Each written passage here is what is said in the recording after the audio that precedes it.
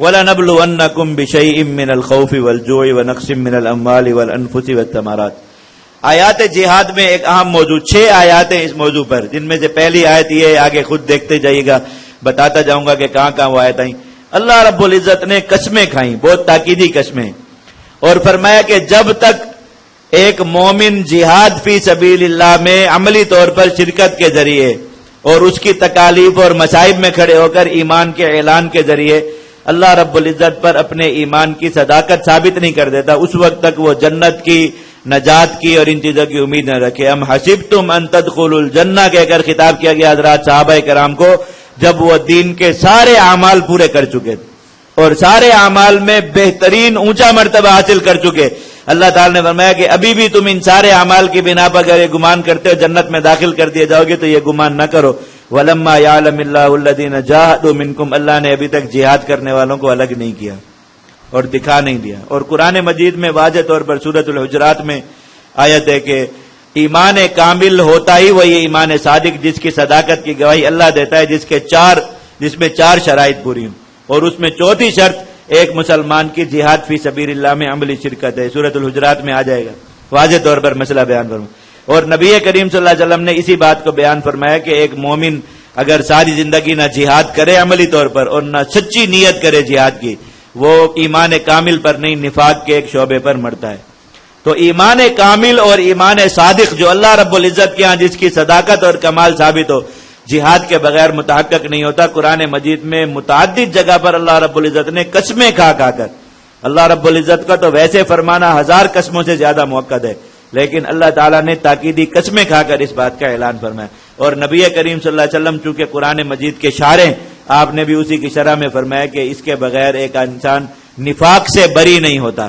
اور ایمان کامل اس کو نصیب نہیں ہوتا جب تک کہ وہ عملی طور پر جہاد میں شرکت نہ کر لے یا جہاد کی سچی نیت نہ کر لے۔ اور جہاد کی سچی نیت کیا ہے؟ ہر آدمی کہے کہ میری سچی نیت ہے، اللہ تعالیٰ نے اس کی بھی علامت قرآن میں ذکر فرما دی، کوئی بات مخفی نہیں رکھی کہ جہاد کی نیت کے سچے ہونے کی علامت ہے جہاد کی تربیت اور تیاری۔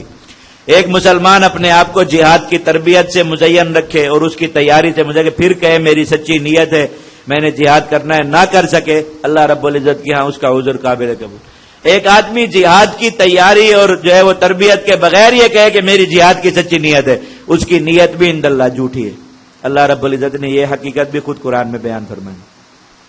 تو یہ اس موضوع کی پہلی آیت ہے جس میں اللہ رب العزت تاکیدی قسمیں کھا کر کہا کہ ہم تمہارے ایمان کا ان چیزوں کے ذریعے ضرور امتحان لیں گے۔ وَلَنَبْلُوَنَّكُمْ، ہم ضرور بھی ضرور تمہارے ایمان کو آزمائیں گے، بِشَيْءٍ مِّنَ الْخَوْفِ، کچھ خوف کے ذریعے،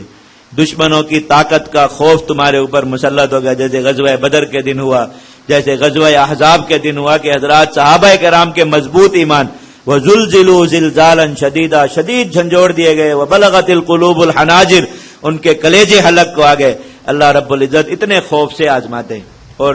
دشمن کا خوف دل پر طاری ہونا یہ ایمان کے منافی نہیں ہے۔ کوئی آدمی یہ کہے کہ ڈر گئے تو اس کا مطلب ہے ایمان کمزور ہے۔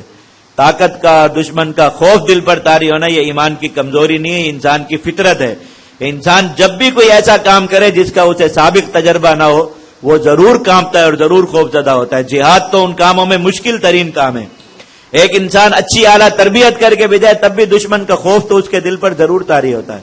کیونکہ تربیت میں بھی آپ کو جتنے بھی مراحل سے گزارا جائے یہ تو یقین ہوتا ہے کہ مجھے عملی طور پر کوئی مار نہیں رہا۔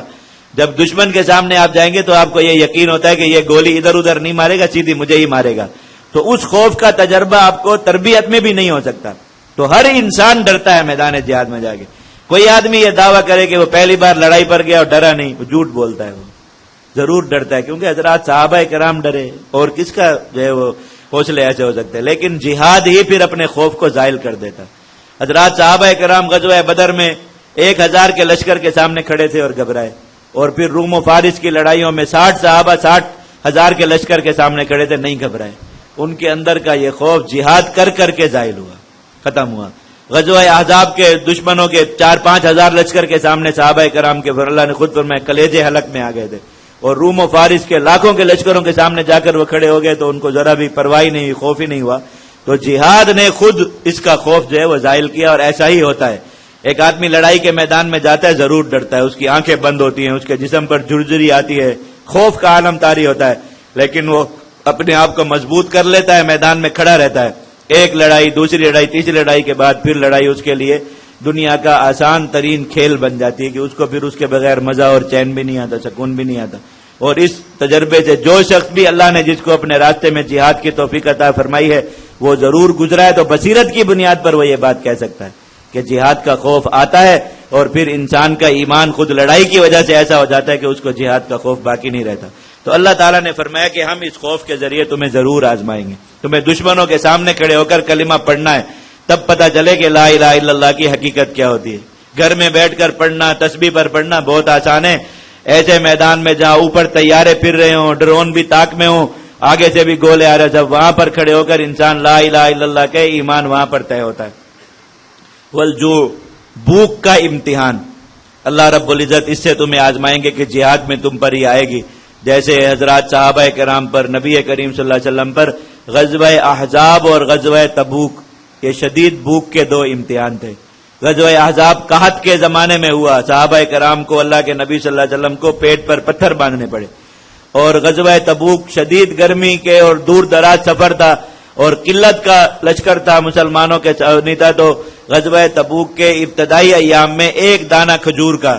پورے دن کے لیے حضرات صحابہ کرام کو کھانے کے لیے ملتا تھا۔ حضرات صحابہ کرام فرماتے اس وقت ہمیں وہ کم لگتا تھا، جب وہ بھی باقی نہ رہا تو کہتے یا اللہ وہی تو ملتا، وہ تو بہت زیادہ ہوتا تھا۔ پھر انہوں نے درختوں کے پتے کھائے اور کانٹے کھائے، اور یہ ساری چیزیں انہوں نے جو ہے وہ اس طرح اس لشکر سے گزرے۔ اللہ تعالیٰ نے فرمایا کہ ہم بھوک کے ذریعے بھی آزمائیں گے۔ وَنَقْسِم مِّنَ الْأَمْوَالِ، اموال کی قلت، کہ جہاد میں ایسا وقت آئے گا مسلمانوں کو زیادہ اموال اپنے جہاد پر خرچ کرنے پڑیں گے، گھروں میں قلت ہوگی، اللہ رب العزت اس کے ذریعے بھی آزمائیں گے اور پھر اپنے خزانوں کے منہ کھول دیں گے۔ جیسے غزوہ تبوک میں حضرات صحابہ کرام پر مال کا یہ شدید امتحان آیا اور انہوں نے اپنے گھر خالی کر دیے، تجارتیں ختم کر دی، بالکل مفلس و نادار ہو گئے، اور پھر اللہ رب العزت نے ایسے ان کے حالات بدلے کہ دنیا میں کسی قوم نے اس مالداری کا تصور بھی نہیں کیا، نہ کر سکتی ہے، جو اللہ تعالیٰ نے حضرات صحابہ کرام کو ایک ایک غزوے اور ایک ایک جہاد کی غنیمت میں اللہ تعالیٰ نے جو مال صحابہ کرام کو دیا، ان کے جو ہے وہ دولت، حضرات صحابہ کرام میں ایک ایک شخص کی دولت کے واقعات۔ آج کل جو لوگ دنیا میں اپنے آپ کو 1 نمبر دولت مند اور 2 نمبر اور 10 نمبر تک شمار کرتے ہیں، حضرات صحابہ کرام کے غلاموں کے پاس اس سے زیادہ مال ہوا کرتا تھا، اور یہ کوئی ایسے مبالغہ آرائی کی بات نہیں ہے، آپ حضرات صحابہ کرام کی سوانح اور تاریخیں پڑھ کر دیکھ لیجیے۔ حضرت ابوبکر صدیق رضی اللہ تعالیٰ عنہ غزوہ تبوک کے دن ایسے مفلس اور نادار ہو گئے کہ سوائے تن کے کپڑوں کے گھر میں سوئی بھی نہیں چھوڑی تھی، اتنے مفلس ہوئے۔ اور غزوہ تبوک کے اس سفر کے بعد کل 4 سال کی زندگی حضرت ابوبکر صدیق رضی اللہ تعالیٰ عنہ کی، بس کل 4 سال، اور اسی 4 سال کے اندر اللہ نے انہیں اتنا مال واپس کیا، اتنا مال کہ ان کے غلام ٹوکروں میں درہم و دینار بھر کے مدینہ کی گلیوں میں آوازیں لگاتے تھے کہ کوئی صدقہ لینے والا ہو۔ مدینہ منورہ کے اندر کوئی انسان ایسا نہیں ملتا تھا جو صدقہ لینا گوارا کرتا ہو، کہ ہر ایک کے پاس اتنا مال تھا۔ یہ وہی مدینہ منورہ ہے جہاں اکثر لوگ بھوکے سویا کرتے تھے رات کو، یہ وہ بستی، اللہ کے نبی صلی اللہ علیہ وسلم کے اہل خانہ سمیت مدینہ کی اکثر آبادی راتوں کو بھوکا سوتی تھی، اور ایک چند سالوں کے اندر یہ حالت تھی کہ صحابہ کرام کے غلام آوازیں لگاتے پھرتے تھے کہ صدقہ لے لو، کوئی گھر کا دروازہ نہیں کھولتا تھا لینے کے لیے کہ ہمیں ضرورت نہیں، حاجت نہیں، ہم خود دینے کے لیے لوگوں کو تلاش کرتے۔ اللہ تعالیٰ نے میں تھوڑا سا امتحان یہ بھی آئے گا، والانفس، جانوں کی قلت، کہ جہاد کے اندر تمہارے لوگوں کی شہادتیں ہوں، افراد کی قلت تمہیں پیش آئے، والثمرات، اور پھلوں کی کمی، ان ساری چیزوں کے ذریعے اللہ رب العزت آزمائیں گے۔ وبشر الصابرین، تو ان امتحانوں میں جو شخص ثابت قدم رہے اس کو خوشخبری دے دو کہ حالات بدل جائیں گے، اور اللہ رب العزت حالات کو ایسا بدلیں گے کہ دنیا کے لیے مثال بن جائیں گے، جیسے حضرات صحابہ کرام مثال بنے دنیا کے لیے۔ ان حالات میں صبر کرنا اللہ رب العزت نے ان حالات سے نکلنے کا بہترین طریقہ اور ذریعہ بتایا۔ الذین اذا اصابتہم مصیبہ، یہ صابرین وہ لوگ ہیں جنہیں جب اللہ کے راستے میں کوئی تکلیف پہنچتی ہے، قالوا، کہتے ہیں، انا للہ، ہم خود بھی اللہ کی ملکیت ہیں، وانا الیہ راجعون، اور ہم نے اللہ ہی کی طرف لوٹ کر جانا ہے۔ اولئک علیہم صلوات من ربہم ورحمہ، یہ وہ لوگ ہیں جن پر رب کی طرف سے مہربانیاں ہیں اور رحمتیں ہیں، وَأُولَئِكَ هُمُ الْمُهْتَدُونَ، اور یہی لوگ ہدایت یافتگان ہیں۔